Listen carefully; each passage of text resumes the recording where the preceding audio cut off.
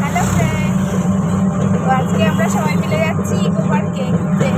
চলো তোমাদের দেখাই আমরা কে কে যাচ্ছি। বাবু যাচ্ছে, মা, মৌলি, পিসি, আর বাইকে কিছু চলে গেছে, সামনে দিদি বসেছে। তো চলো তারপরে গিয়ে আবার কথা হবে আমরা কেমনভাবে আনন্দ করছি।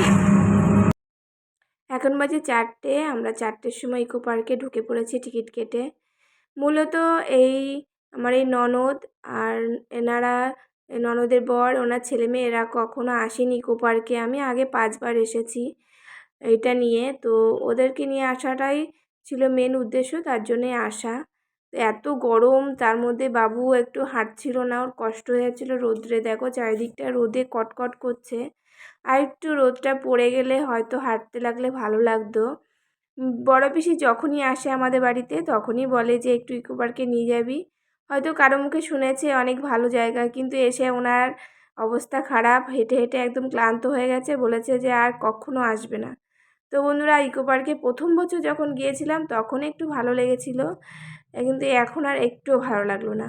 জাস্ট হেঁটে কষ্ট হয়েছে, ক্লান্ত হয়ে গেছি, তাছাড়া আর কোনো কিছুই না।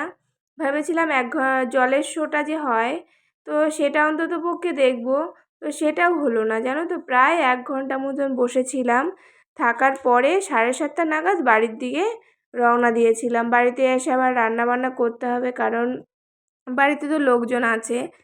এই দিদিরা প্রায় 5জন, তারপরে আমরা 5জন, 10টা লোক আছি। আমার মাকে নিয়ে 11টা লোক। তো সবাইয়ের জন্য তো বাইরে থেকে কিনে খাওয়া সম্ভব না, তো বাড়িতে এসে রান্না বান্না করব। এদিকে চলে এসেছি ঝিলপাড়ে সমস্ত গার্ডেন টার্ডেন ঘুরে। তো এখানে এসে ভেবেছিলাম গ্রাম বাংলার ওখানে ঢুকবো, তো অবশেষে ঢুকতে পারলাম না। ওখানেও টিকিট লাগবে। তারপরে অবশেষে না ঢুকে বাইরে থেকে তোমাদের একটু জাস্ট দেখিয়ে দিলাম। এর আগে আমি গিয়ে ঢুকেছিলাম, দেখেছিলাম জাস্ট গ্রামে যেরকম থাকে, সবজি বাগান, ধান ক্ষেত, গরু, এই সমস্তগুলোই, জাস্ট আর কিছুই না। তো অবশেষে আমরা দেখো বসে থেকে থেকে বাড়ির দিকে চলে এসেছি। সবাই এত ক্লান্ত, এত ক্লান্ত, কিছু বলার নেই। তো ইকো পার্কে এবছর আসাতে একদমই ভালো লাগলো না, আগের মতন লোকজনও হয় না, ফাঁকা ফাঁকা থাকে, বেশি একটা ভালো লাগলো না।